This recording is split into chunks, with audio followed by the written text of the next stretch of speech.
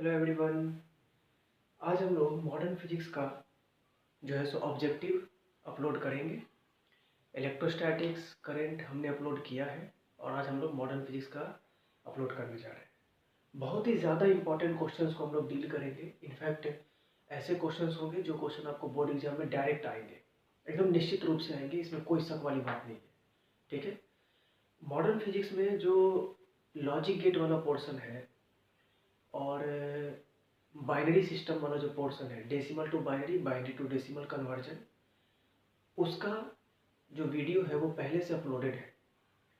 उसमें बहुत ही ज़बरदस्त मेथड को एक्सप्लेन किया गया है और काफ़ी शॉर्ट में।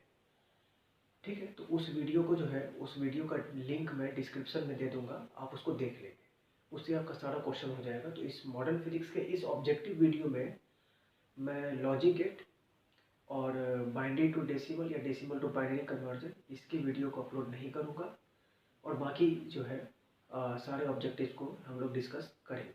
ठीक है बच्चों, तो स्टार्ट करते हैं बाबू। यह देखिएगा, पहला क्वेश्चन बोल रहा है कि एनर्जी ऑफ ईच फोटोन, हर एक फोटोन की जो एनर्जी होगी वो क्या होगी। तो फोटोन की एनर्जी को बाबू हम लोग दिखाते हैं किससे, ई बराबर एक फॉर्मूला होता है एच म्यू, या फिर लिखते हैं एस सी बाई लेमडा। तो ऑप्शन ए भी सही है, ऑप्शन सी भी सही है, तो हम लोग के लिए अप्रोप्रिएट ऑप्शन कौन सा होगा, तो डी हो जाएगा, A and C both. Next है, Bohr's theory follows the conservation of, Bohr's theory किसको फॉलो करता है, तो बोर्स थ्योरी फॉलो करता है वो कंजर्वेशन ऑफ एंगुलर मोमेंटम। ध्यान रखेंगे, अब यहाँ से क्वेश्चन क्या क्या था समझना। बोर्स थ्योरी किसको फॉलो करेगा, conservation of angular momentum. Kirchhoff's law, Kirchhoff's voltage law किसको फॉलो करेगा, conservation of energy. Kirchhoff's current law किसको फॉलो करेगा, conservation of charge. Lenz law, electromagnetic induction chapter में पढ़ते हैं, लेंज लॉ किसको फॉलो करेगा, द कंजर्वेशन ऑफ एनर्जी। आया बात समझ में। तो यहाँ से bourse theory follows the conservation of angular momentum. ठीक है। एनर्जी ऑफ इलेक्ट्रॉन, तो इलेक्ट्रॉन की जो एनर्जी होती है किसी ऑर्बिट में वो हम लिखते हैं -13.6 इलेक्ट्रॉन वोल्ट। ठीक है ना, into Z square by N square. Energy of electron है ना इन nth ऑर्बिट किसके प्रोपोर्शनल होगा, तो Z square by N square के प्रोपोर्शनल हो जाएगा। आया बात समझ में। अगला, which energy series lies in visible region, कौन सा एनर्जी सीरीज विजिबल रीजन में होगा, तो इसको भी हमने पढ़ा है। विजिबल रीजन में कौन होगा, तो विजिबल रीजन में होता है बाल्मर सीरीज। विजिबल रीजन में कौन होता है, बाल्मर सीरीज। विजिबल रीजन में कौन होगा, बाल्मर सीरीज, मतलब विबगियोर, विबगियोर, यानी कि लगभग 4000 एंगस्ट्रॉम से लेके 7500 एंगस्ट्रॉम के जोन में कौन सा हाइड्रोजन स्पेक्ट्रम होगा, कौन सी एनर्जी सीरीज होगी, तो बोलेंगे बाल्मर सीरीज। लाइमन सीरीज किस में रहेगा, तो लाइमन सीरीज रहता है अल्ट्रा वायलेट में। लाइमन सीरीज किस में रहेगा, अल्ट्रा वायलेट रीजन में रहेगा। लाइमन सीरीज किस में रहेगा, अल्ट्रा वायलेट रीजन में रहेगा। बाल्मर सीरीज किस में रहेगा, विजिबल रीजन में रहेगा। बाल्मर सीरीज किस में रहेगा, विजिबल रीजन में रहेगा। कौन बोला है, विवेक सर बोले हैं। पास्टल सीरीज किस में रहेगा, तो आपको इंफ्रारेड में रहेगा। पास्टल सीरीज किस में रहेगा, इंफ्रारेड में रहेगा। फुड सीरीज किस में रहेगा, इंफ्रारेड में रहेगा। ठीक है। De Broglie wavelength of electron, de Broglie wavelength of electron कौन को कितना होगा, तो lambda equal to 12.27 upon under root V, under root V. ये 12.27 कहाँ से आता है, अंडर रूट 150 बट्टा अंडर रूट वी एंगस्ट्रम। ये जो वी होता है वो पोटेंशियल है, वी जो है वो क्या है, पोटेंशियल डिफरेंस है। वी क्या है, पोटेंशियल डिफरेंस है। कम ऑन मेरे साथ बोलिए आप, लेम्डा डी है ना, de Broglie wavelength of electron 12.27 upon square root of V angstrom. ठीक है। Which of the following is Bohr's quantization principle, है ना। बोर्स क्वांटाइजेशन प्रिंसिपल क्या होता है, तो बोर्स का ऐसा मानना था कि angular momentum of an electron is integral multiple of h upon 2 pi. Angular momentum of an electron is integral multiple of h upon 2 pi. Angular momentum को L से दिखाते हैं, एंगुलर मोमेंटम को L से दिखाते हैं।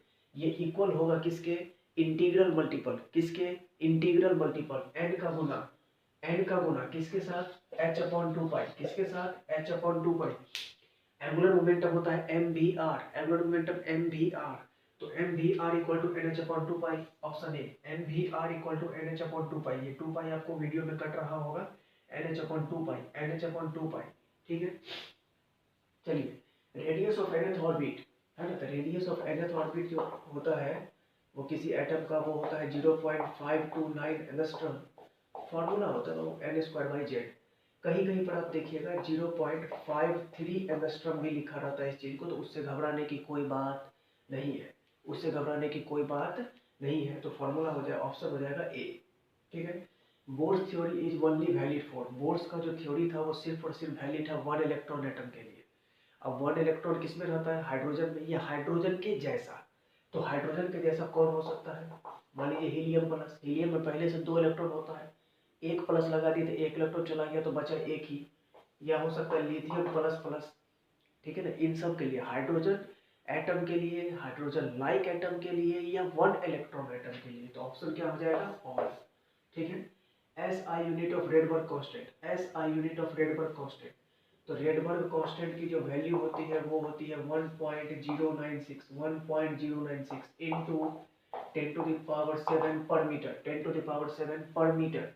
तो यूनिट क्या हो जाएगा? पर मीटर, 1/n या मीटर इनवर्स। तो ऑप्शन सी वैल्यू को आज क्या हो जाएगा? तो 1.096 इंटू 10⁻⁷, ऑप्शन डी। तो इस तरीके से हमने 10 ऑब्जेक्टिव तो यहाँ देखा। और ये जो क्वेश्चन नंबर 2 था इसमें हमने आपको 3 और बताया। किरचॉफ्स करंट लॉ किसको फॉलो करेगा? Conservation of charge. Kirchhoff's voltage law किसको फॉलो करेगा? Conservation of energy. Lenz law किसको फॉलो करेगा? Conservation of energy. Bourse theory किसको फॉलो करता है? Conservation of angular momentum. कितना इजी है कि नहीं? बहुत सारा क्वेश्चन हम लोग फटाफट ऑब्जेक्टिव पर डील करते चले जाएंगे। ठीक है। और भी बाकी ऑब्जेक्टिव आपको प्लेलिस्ट में है, आप उसको देखिए। उसको जैसे आप उतना भी करते जाते हैं, तो अभी जो बिहार बोर्ड का एग्जामिनेशन आने वाला है, या कोई भी स्टेट बोर्ड होगा, ठीक है ना, कोई सा भी स्टेट बोर्ड हो, उसमें कोई भी ऑब्जेक्टिव क्वेश्चन आपके प्लेलिस्ट से बाहर नहीं जाएगा, इतना कंफर्म नहीं। ठीक है। चलिए आगे देखते हैं नेक्स्ट क्वेश्चन।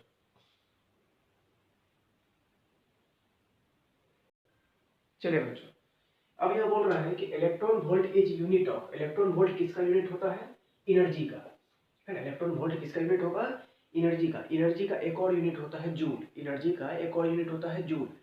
एक यूनिट इलेक्ट्रॉन वोल्ट, दूसरा यूनिट जूल। इलेक्ट्रॉन वोल्ट को जूल में कैसे कन्वर्ट करेंगे?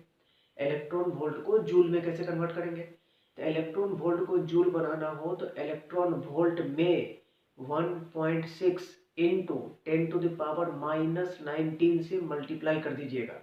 ठीक है। जैसे 5 इलेक्ट्रॉन वोल्ट है, उसको जूल बनाना है, तो 5 में 1.6 इंटू 10⁻⁻19 से आप मल्टीप्लाई कर दीजिए, वो जूल बन जाएगा। ठीक है। चलिए, work function of sodium, work function of sodium, sodium का वर्क फंक्शन कितना होता है ये याद रखना पड़ेगा, है ना। वर्क फंक्शन सबसे पहली बात क्या होता है? तो वर्क फंक्शन वो मिनिमम एनर्जी है, जैसे कोई मेटल है, उस मेटल से आप इलेक्ट्रॉन को निकालना चाहते हैं। ठीक है। कोई मेटल है, उस मेटल से आप इलेक्ट्रॉन को निकालना चाहते हैं। जैसे मान लीजिए यहाँ सोडियम मेटल की बात कर रहे हैं, तो सोडियम मेटल से जो इलेक्ट्रॉन को आप निकालना चाहते हैं, आपने क्या किया? इंसिडेंट लाइट को भेजा सोडियम पर, इंसिडेंट लाइट को भेजे सोडियम पर। तो जैसे ही इंसिडेंट लाइट सोडियम पे आएगी, है ना, तो सोडियम के इलेक्ट्रॉन को बाहर करने के लिए उस इलेक्ट्रॉन का, सोडियम के इलेक्ट्रॉन का कुछ मिनिमम रिक्वायरमेंट होगा कि हमको कम से कम इतना एनर्जी चाहिए ही चाहिए, तभी जाकर के हम मेटल सरफेस से बाहर जाएंगे।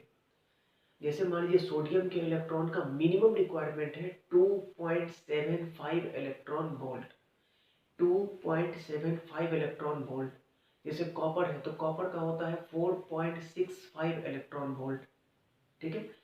तो ये जो मिनिमम रिक्वायरमेंट होता है किसी भी मेटल के इलेक्ट्रॉन को बाहर निकालने के लिए, इलेक्ट्रॉन को जो मिनिमम एनर्जी चाहिए उसी को वर्क फंक्शन बोलते हैं।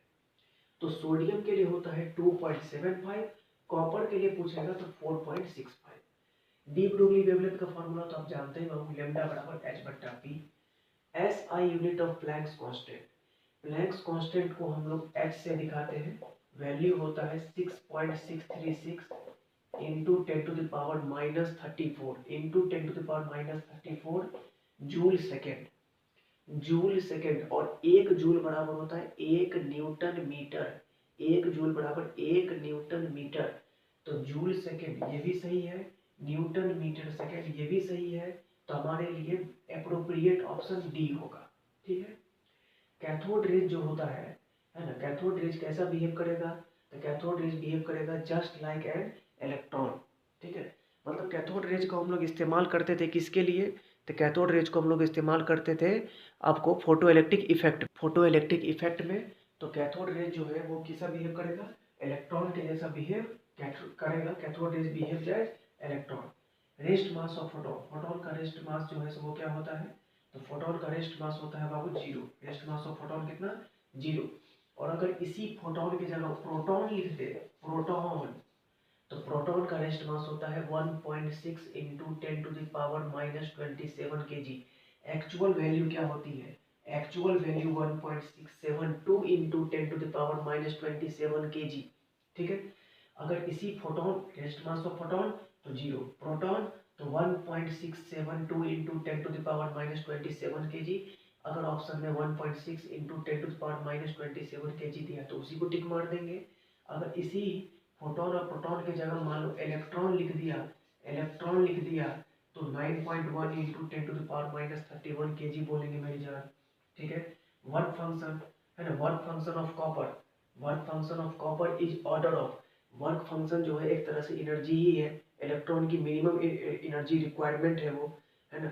कोई भी मेटल का इलेक्ट्रॉन को कम से कम कितना एनर्जी चाहिए मेटल सरफेस से बाहर करने के लिए, वही वर्क फंक्शन होता है। उस वर्क फंक्शन को, एनर्जी को इलेक्ट्रॉन वोल्ट के टर्म में लिखते हैं। तो ऑप्शन हो जाएगा A. Which of the following photon is of greater energy, इसमें से किसका जो फोटोन होता है वो ग्रेटर एनर्जी का होता है। तो हम लोग इसमें चेक कर लेंगे ग्रेटर एनर्जी। अगर एनर्जी ज़्यादा चाहिए, फोटोन की एनर्जी ज़्यादा चाहिए तो वेवलेंथ कम होना चाहिए। एनर्जी बराबर हम लोग फार्मूला पढ़ते हैं, एनर्जी बराबर hc/λ। एनर्जी बराबर हम लोग फार्मूला पढ़ते हैं hc/λ।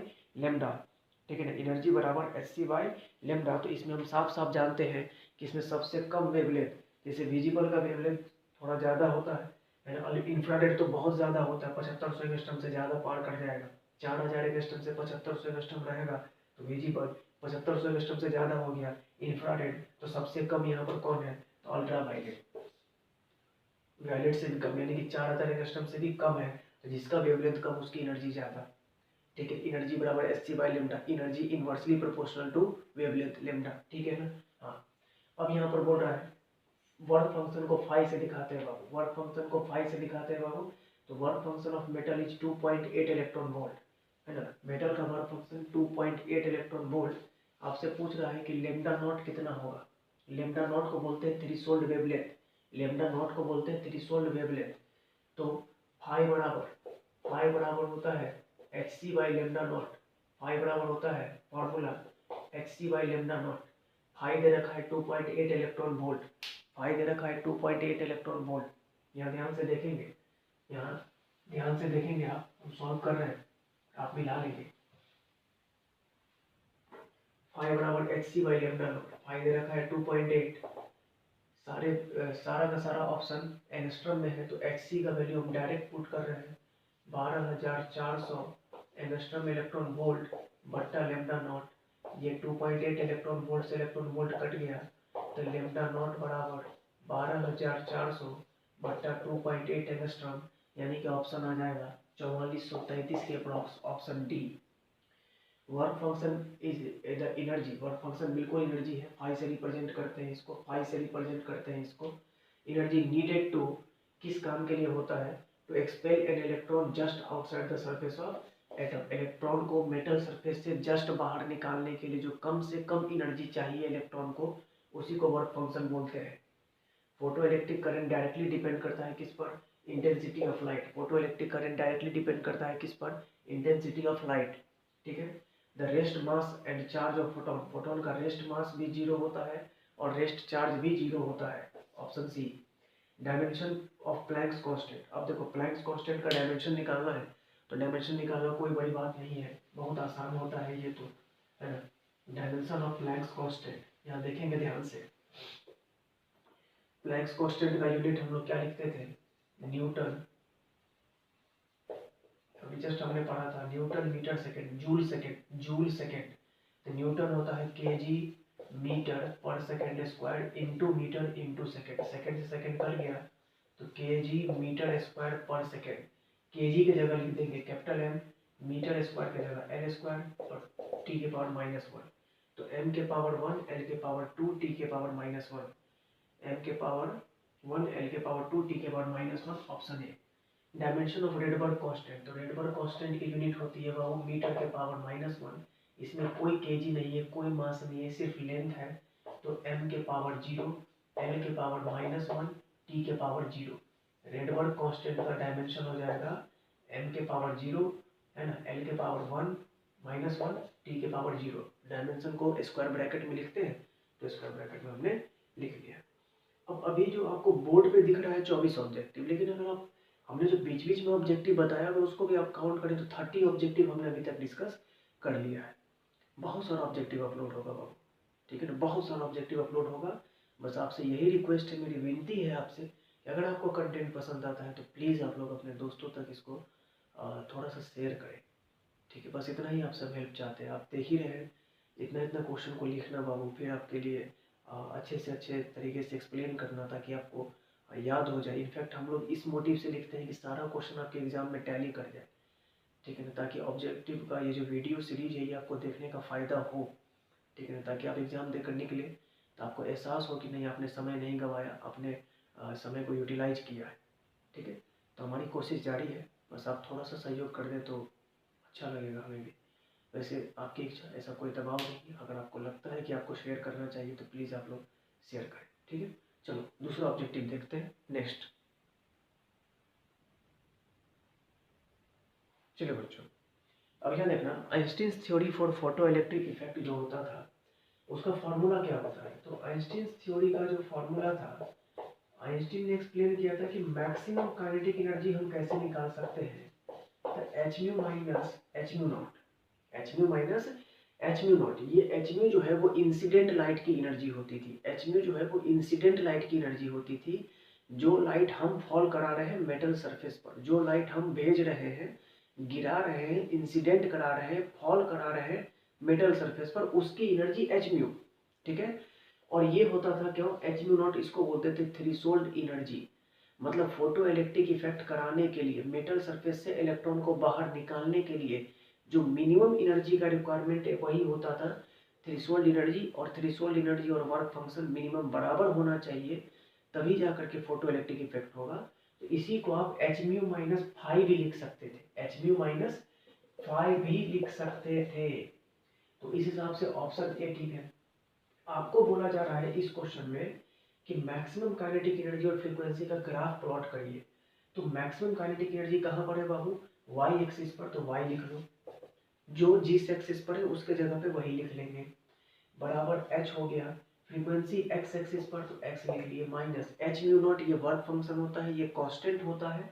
तो इसको हम जो है सो कांस्टेंट को चलो के लिख लेते हैं या सी लिख लेते हैं, तो भी कोई दिक्कत नहीं है, ठीक है ना। अब इसको जरा आप कंपेयर करिए, किससे कंपेयर करना है, तो y बराबर एम एक्स प्लस सी से कंपेरिजन करना है। तो ये जो m होता है, m को बोलते हैं स्लोप। m के जगह पे कौन आया, h आया। मतलब इसमें सबसे पहली बात कि ग्राफ कैसा खिंचाएगा, स्ट्रेट लाइन। y बराबर एम एक्स प्लस सी के जैसा इक्वेशन है, यानी कि स्ट्रेट लाइन ग्राफ खिंचाएगा। उस स्ट्रेट लाइन ग्राफ का स्लोप कितना है, h है, और h तो पॉजिटिव होता है। स्लोप का फॉर्मूला होता है tan थीटा, स्लोप का फॉर्मूला होता है tan थीटा। अगर tan थीटा पॉजिटिव है मतलब थीटा लेस देन 90 डिग्री होगा। मतलब ऐसा स्ट्रेट लाइन जो एक्स एक्सिस के साथ 90 डिग्री से कम एंगल बनाएगा बाबू, कम एंगल बनाएगा, एक्स एक्सिस से 90 डिग्री से कम एंगल बनाएगा, ठीक है। ये जो सी होता है, इस सी को बोलते थे बाबू वाई इंटरसेप्ट। वाई इंटरसेप्ट का सीधा सा मतलब होता है कि स्ट्रेट लाइन वाई एक्सिस को कहाँ पर काटा, स्ट्रेट लाइन वाई एक्सिस को कहाँ पर काटा। किसने बताया, विवेक सर ने बताया कि सी है वाई इंटरसेप्ट, और सी की वैल्यू किसके बराबर, ये जो के कांस्टेंट जो माने हैं एच म्यू नॉट। सबसे पहली बात कि वाई इंटरसेप्ट यहाँ पॉजिटिव नहीं है, निगेटिव है, वाई इंटरसेप्ट निगेटिव है, और इसकी वैल्यू है एच म्यू नॉट, इसकी वैल्यू है एच म्यू नॉट। इसी एच म्यू नॉट को हम लोग 5 बोलते हैं, इसी एच म्यू नॉट को हम लोग 5 बोलते हैं। वाई इंटरसेप्ट निगेटिव आने का मतलब स्ट्रेट लाइन वाई एक्सिस को निगेटिव में कट करेगा और एक्स एक्सिस के साथ 90 डिग्री से कम एंगल बनाएगा। तो मान लेते हैं कि स्ट्रेट लाइन वाई एक्सिस को निगेटिव में यहाँ कहीं कट किया, ये रहा ऑरिजिन, यहाँ से लेके यहाँ तक, इसको हमने लिख लिया एच म्यू नॉट, या बोल सकते हैं कि फाई। यहाँ से स्ट्रेट लाइन स्टार्ट होगा, इधर जाएगा। क्यों इधर जाएगा?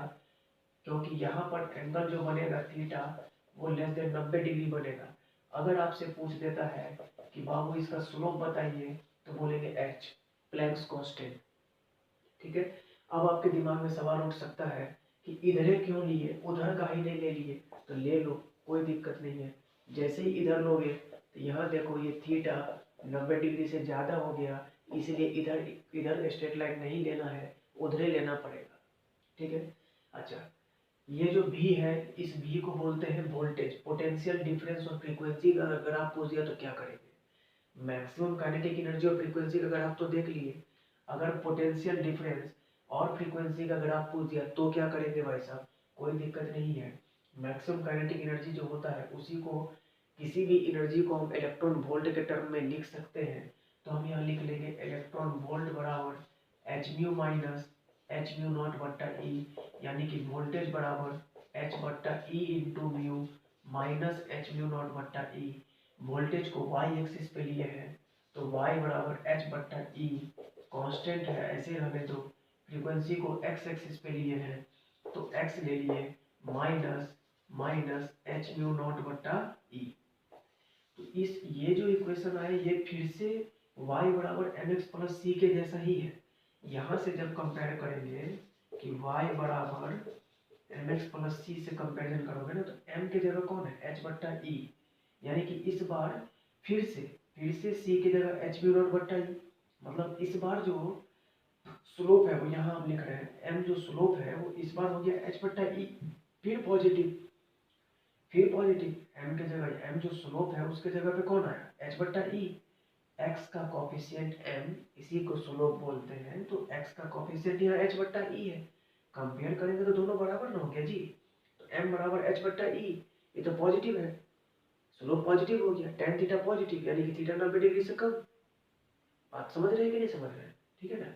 तो ऐसा स्ट्रेट लाइन जो y एक्सिस को निगेटिव में कट करेगा, है ना, y एक्सिस को निगेटिव में कट करेगा और एक्स एक्सिस के साथ 90 डिग्री से कम एंगल बनाएगा। यहाँ कहीं मान लेते हैं कट किया, इसकी वैल्यू एच म्यू नॉट बट्टा ई, स्ट्रेट लाइन इधर जाएगा, ये जो थीटा है वो 90 डिग्री से कम हो गया। अगर आपसे पूछता है बाबू कि इसका स्लोप कितना, तो बोलेंगे स्लोप एच बट्टा ई है, यानी कि पोटेंशियल डिफरेंस और फ्रीक्वेंसी का स्लोप कितना? तो एच बट्टा ई। ठीक है। और kinetic energy, maximum kinetic energy और फ्रीक्वेंसी का स्लोप कितना? तो एच। दूसरी बात, ये जो फोटो इलेक्ट्रिक करंट होता है बाबू, ये डायरेक्टली डिपेंड करता है इंटेंसिटी ऑफ लाइट पर। फोटो इलेक्ट्रिक करंट को वाई एक्सिस पे लिए है तो Y directly proportional to X. ये स्ट्रेट लाइन का इक्वेशन है, पासिंग थ्रू ओरिजिन। तो ऐसा ग्राफ खींचेंगे। स्टॉपिंग पोटेंशियल क्या होता है? स्टॉपिंग पोटेंशियल के बारे में दो बात दिमाग में रखेंगे। पहला, स्टॉपिंग पोटेंशियल मिनिमम पोटेंशियल होता है, दूसरा निगेटिव पोटेंशियल होता है। तीसरी बात कि ये स्टॉपिंग पोटेंशियल क्या करेगा, तो जो मेटल प्लेट है उससे जो मोस्ट इनर्जेटिक इलेक्ट्रॉन निकला है, जो मोस्ट इनर्जेटिक इलेक्ट्रॉन, जिस इलेक्ट्रॉन की एनर्जी सबसे ज़्यादा है, जो इलेक्ट्रॉन सबसे ज़्यादा एनर्जी वाला इलेक्ट्रॉन जो बाहर आया है, स्टॉपिंग पोटेंशियल उसी को रोक देगा। अगर मोस्ट एनर्जी, सबसे ज़्यादा एनर्जी वाले इलेक्ट्रॉन को रोक दिया, मतलब सबको रोक दिया, उस बाकी का एनर्जी तो उससे कम ही होगा। जब सारा इलेक्ट्रॉन रुक गया तो इलेक्ट्रॉन का फ्लो हो नहीं पाएगा, तो करंट पैदा होगा ही नहीं, मतलब फोटो इलेक्ट्रिक करंट की value zero. Photo electric current stopping potential पे कितना? जीरो। इंटेंसिटी क्या होता है बाबू? तो पावर अपॉन एरिया। इंटेंसिटी क्या होता है? Power upon area. आई बराबर पी बट्टा ए। अगर मान लीजिए कोई पॉइंट सोर्स है, ये रहा पॉइंट सोर्स, ठीक है। इस पॉइंट सोर्स से अगर आपको पॉइंट सोर्स के कारण इंटेंसिटी का सरफेस का स्ट्रक्चर पूछ दिया, पॉइंट सोर्स के कारण इंटेंसिटी के सरफेस का स्ट्रक्चर पूछ दिया, तो बोलेंगे स्फेरिकल, है ना। क्योंकि अगर मान लीजिए हम यहाँ पर एक पॉइंट सोर्स को लेकर खड़े हो जाए तो इसके कारण जो लाइट फैलेगा वो सभी डायरेक्शन में फैल रहा है। मान के चलते हैं ऐसा कि पॉइंट सोर्स के कारण आर रेडियस का ले करके और हर डायरेक्शन में से हम घूम जाए तो एक स्फेरिकल सरफेस बनेगा। तो पॉइंट सोर्स के कारण इंटेंसिटी का जो सरफेस है, जो वेव फ्रंट है, वो कैसा बनेगा? तो स्फेरिकल। और लीनियर सोर्स के कारण कैसा बनेगा, तो सिलेंड्रिकल। गॉस में भी ऐसा ही होता है, इलेक्ट्रोस्टैटिक्स में गॉस थ्योरम में भी ऐसा ही होता है, पॉइंट चार्ज के कारण गॉसियन सरफेस स्फेरिकल और लीनियर चार्ज के कारण, चार्ज रॉड के कारण गॉसियन सरफेस सिलेंड्रिकल। तो इंटेंसिटी होता है पावर अपॉन एरिया, तो लिख देंगे power upon 4 pi R square, क्योंकि पॉइंट सोर्स के कारण इंटेंसिटी का सरफेस स्फेरिकल और स्फीयर का एरिया होता है 4 पाई आर स्क्वायर, है ना। और लीनियर सोर्स के कारण जो इंटेंसिटी होगा वो हो जाएगा पावर अपॉन 2 पाई आर एल। ऐसा कोई लीनियर सोर्स आपने ले लिया, इसके कारण जो इंटेंसिटी का सरफेस होगा वो कुछ इस तरीके का सिलेंड्रिकल सरफेस होगा। वो इसका रेडियस r मान लेते हैं और लेंथ l मान लेते हैं, तो पावर अपॉन एरिया, सिलेंडर का एरिया 2 पाई आर एल। क्वेश्चन देखने में ऑब्जेक्टिव सिर्फ 32 है, हमने तो 40 पार कर लिया है। हम लोगों ने अंदर में भी और सारा चीज़ देखा, जैसे यहाँ पे पॉइंट सोर्स का इंटेंसिटी का सरफेस स्फेरिकल, एक ऑब्जेक्टिव यहाँ से बढ़ गया। लीनियर सोर्स का इंटेंसिटी का सरफेस सिलेंड्रिकल, दूसरा ऑब्जेक्टिव यहाँ से बढ़ गया। फिर आपसे पूछ सकता है कि इंटेंसिटी का जो है यूनिट बताइए, एस आई यूनिट। तो पावर का यूनिट होता है क्या, बताइए। पावर का यूनिट होता है वाट, पावर का यूनिट होता है वाट या जूल पर सेकेंड, है ना। और एरिया का यूनिट होता है मीटर स्क्वायर, तो इंटेंसिटी का यूनिट हो जाएगा वाट पर मीटर स्क्वायर, या बोल सकते हैं कि जूल सेकेंड पर मीटर स्क्वायर, इस तरीके से आप इसको बोल सकते हैं। तो ये था आपका बहुत सारा ऑब्जेक्टिव, हमने इसको डिस्कस किया। अब अगला ऑब्जेक्टिव हम लोग देखते हैं। चलिए अब यहाँ देखिएगा, यहाँ क्या बोल रहा है आपसे, ऐसा यूनिट ऑफ इंटेंसिटी का यूनिट क्या पढ़े, अभी जस्ट हमने पढ़ा था कि इंटेंसिटी बराबर होता है पावर अपॉन एरिया, तो यूनिट क्या हो जाएगा, वाट पर मीटर स्क्वायर। वाट कहाँ से आता है बाबू, तो जूल पर सेकेंड से, सॉरी फॉर दैट, जूल पर सेकेंड। तो जूल पर सेकेंड पहले से और इनटू 1 अपॉन मीटर स्क्वायर, तो एक ये भी यूनिट हो सकता है।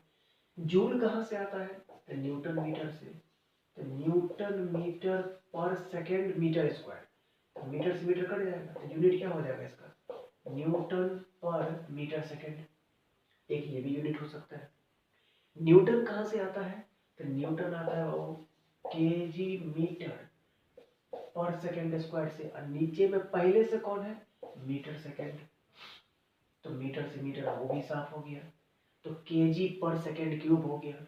डायमेंशन क्या हो जाएगा, तो केजी की जगह पे लिखते हैं m के पावर 1, कई के पावर 1 है, पर सेकेंड क्यूब मतलब t के पावर 3, और नीचे है तो ऊपर जाएगा तो t के पावर -3, मीटर नहीं बचा तो l के पावर 0।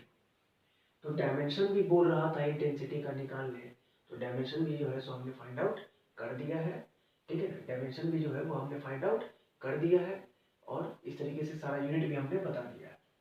अच्छा, maximum kinetic energy of photo electron किस पे डिपेंड करेगा, तो maximum kinetic energy of photo electrons का फॉर्मूला हमने क्या पढ़ा, H mu minus H mu naught, मतलब maximum kinetic energy of photo electrons depends only on maximum kinetic energy, photo electron की मैक्सिमम काइनेटिक एनर्जी सिर्फ और सिर्फ किस पे डिपेंड करेगी, फ्रीक्वेंसी ऑफ लाइट, सिर्फ और सिर्फ फ्रीक्वेंसी ऑफ लाइट, ठीक है ना, ध्यान रखना। फ्रीक्वेंसी इंटेंसिटी वगैरह सब पे किसी पे डिपेंड नहीं करता, ठीक है ना, म्यू पे खाली। Which one of the following deflected by electric field, कौन सा इलेक्ट्रिक फील्ड से डिफ्लेक्ट हो जाएगा, तो जिसके पास चार्ज होगा, जो इलेक्ट्रोमैग्नेटिक रेडिएशन नहीं होगा। इलेक्ट्रोमैग्नेटिक रेडिएशन किसको बोलते हैं, ऐसा रेडिएशन जो इलेक्ट्रिक फील्ड और मैग्नेटिक फील्ड से जिस पर कोई फर्क ना पड़े, इलेक्ट्रिक फील्ड और मैग्नेटिक फील्ड में जो डिफ्लेक्ट ना हो, अपने रास्ते को चेंज ना करे, अपने पाथ को चेंज ना करे, जो बिना किसी मीडियम के भी वैक्यूम में भी ट्रेवल कर सके, उसी को इलेक्ट्रोमैग्नेटिक रेडिएशन बोलते हैं। Gamma rays electromagnetic radiation, X ray electromagnetic radiation, ultraviolet तो ऑलरेडी इलेक्ट्रोमैग्नेटिक रेडिएशन, सन के लाइट में अल्ट्रावायलेट रेज है कि नहीं है, वैक्यूम से आता है ना। तो बचा कौन, कैथोड रेज, ऐसे भी कैथोड वो इलेक्ट्रॉन है, तो वो इलेक्ट्रिक फील्ड से डिफ्लेक्ट होगा, ठीक है। अच्छा, डी ब्रोगली वेवलेंथ जो होता है वो, इसको हम लोग पढ़ते हैं h/p, मोमेंटम को, यानी कि जो p मोमेंटम है इसको लिख सकते हैं √2m × काइनेटिक एनर्जी, मोमेंटम का फॉर्मूला यही होता है। मोमेंटम को अगर काइनेटिक एनर्जी के टर्म में लिखना है तो P बराबर square root of 2m into kinetic energy बराबर h बट्टा under root 2m। Kinetic energy का यूनिट होता है इलेक्ट्रॉन वोल्ट, तो EV। ठीक है, इलेक्ट्रॉन तो चार्ज है, चार्ज को आप Q से भी लिख सकते हैं, तो फॉर्मूला फाइनली हो जाएगा h बट्टा under root 2m into Q into B. B यहाँ पर वोल्टेज है, पोटेंशियल डिफरेंस है। आपको सिर्फ इलेक्ट्रॉन के लिए पूछा है ना, तो इलेक्ट्रॉन के लिए 2m इंटू इलेक्ट्रॉन वोल्ट, ये आ जाएगा B option. Photo electric effect के लिए क्या कंडीशन होता है बाबू, यहाँ देखो, कोई जो मेटल प्लेट होता है, इसके मेटल प्लेट का जो इलेक्ट्रॉन है, इसको मान लेते हैं कि कम से कम जो 5 जूल एनर्जी का रिक्वायरमेंट है, मान लो मिनिमम 5 जूल एनर्जी का रिक्वायरमेंट है, इस इलेक्ट्रॉन का मानना है कि हमको कम से कम 5 जूल एनर्जी दो तो हम मेटल सरफेस से बाहर चले जाएंगे। तो जो इसका मिनिमम रिक्वायरमेंट है, इसी को हम लोग बोलते हैं वर्क फंक्शन। ठीक है, तो इतना इनर वर्क फंक्शन है, तो हमारे लाइट के पास, इंसिडेंट लाइट के पास जो एनर्जी होगी उसको क्या बोलते हैं, उसको बोलते हैं एच म्यू। तो इसके पास भी कम से कम कितनी एनर्जी होनी चाहिए, तो एच म्यू नॉट। मतलब थ्रेशोल्ड एनर्जी जो है वो वर्क फंक्शन से या तो ज्यादा हो या कम से कम उसके इक्वल होगी, तभी जाकर के फोटो इलेक्ट्रिक इफेक्ट होगा। मतलब हमारे लाइट के पास जो एनर्जी है वो कम से कम इतना होना चाहिए कि इसके रिक्वायरमेंट को फुलफिल कर दे। ठीक है, लाइट के पास कम से कम इतना फ्रीक्वेंसी का लाइट होना चाहिए जो मेटल सरफेस से इलेक्ट्रॉन को बाहर कर दे, तो उस फ्रीक्वेंसी को बोलते हैं थ्रेशोल्ड फ्रीक्वेंसी। और फ्रीक्वेंसी को, थ्रेशोल्ड फ्रीक्वेंसी को म्यू नॉट से रिप्रेजेंट करते हैं। अगर मान लीजिए हमने ऐसे लाइट को इंसिडेंट कराया जिसकी फ्रीक्वेंसी म्यू है और ये फ्रीक्वेंसी थ्रेशोल्ड फ्रीक्वेंसी से भी कम है, फोटो इलेक्ट्रिक इफेक्ट के लिए मिनिमम फ्रीक्वेंसी क्या चाहिए, म्यू नॉट, जो कि थ्रेशोल्ड फ्रीक्वेंसी है। अगर हमारे लाइट की फ्रीक्वेंसी थ्रेशोल्ड फ्रीक्वेंसी से भी कम है, तो उस कंडीशन में किसी भी तरह का कोई फोटो इलेक्ट्रिक इफेक्ट नहीं होगा। ठीक है, मतलब हमारे लाइट की फ्रीक्वेंसी, इंसिडेंट लाइट की फ्रीक्वेंसी थ्रेशोल्ड फ्रीक्वेंसी से या तो ज्यादा होनी चाहिए या एटलीस्ट इक्वल होनी चाहिए। ठीक है, तो चलिए, the unit of radio activity. Radio activity का यूनिट क्या होता है, मैडम क्यूरी के नाम पर है, उन्होंने दिया है, तो रेडियो एक्टिविटी की यूनिट क्यूरी। ये मेगा इलेक्ट्रॉन वोल्ट है, ये जूल है, ये एएमयू है, एटॉमिक मास यूनिट, ये सब नहीं होता है। अल्फा पार्टिकल जो होता है बाबू, वो कुछ नहीं है, अल्फा पार्टिकल एक हीलियम न्यूक्लियस होता है, इसको हम लोग He++ से दिखाते हैं, nothing but a helium nucleus. Helium के पास जनरली क्या होता था, तो हीलियम के पास जनरली होता है चार्ज 2 और मास 4, यानी कि इलेक्ट्रॉन 2 और मास 4, प्रोटॉन भी 2। लेकिन जैसे 2+ लगा देंगे तो इसका मतलब दोनों इलेक्ट्रॉन निकल गया है, तो उस कंडीशन में इलेक्ट्रॉन जो है वो बिल्कुल भी नहीं बचा, मतलब अल्फा पार्टिकल के पास number of electron 0। Beta particle is nothing but an electron. Beta particle जो है वो कुछ नहीं है, एक इलेक्ट्रॉन है, इलेक्ट्रॉन के जैसा ही बिहेव करता है। क्यों, क्योंकि इलेक्ट्रॉन के पास भी चार्ज -1 0 और बीटा पार्टिकल के पास भी चार्ज -1 और मास 0। गामा का जो होता है, गामा को हम लोग 0 0 से दिखाते हैं, यानी कि इसका चार्ज भी 0 और मास भी 0। क्लियर है बाबू, तो आज की वीडियो में बस इतना ही। नेक्स्ट वीडियो मॉडर्न फिजिक्स का कल अपलोड होगा। ठीक है, उसमें भी हम लोग बहुत सारा ऑब्जेक्टिव को डिस्कस करेंगे। आप इस वीडियो को अच्छे से देख लें, समझ लें। कोई भी डाउट होता है तो डिस्क्रिप्शन में व्हाट्सएप का लिंक है, आप वहाँ पर हमसे डाउट पूछ सकते हैं। और वापस से आपको जाते जाते हम फिर से आपसे यही रिक्वेस्ट करेंगे कि अगर वीडियो पसंद आता है तो प्लीज़ प्लीज़ प्लीज़ आप अपने दोस्तों तक इसे शेयर करें, थोड़ा चैनल को ग्रो करने में हेल्प करें। इसके लिए आपको बहुत बहुत एडवांस में ही थैंक यू। ठीक है, बाकी आप अपने बोर्ड एग्जाम्स पर भी फोकस रखें।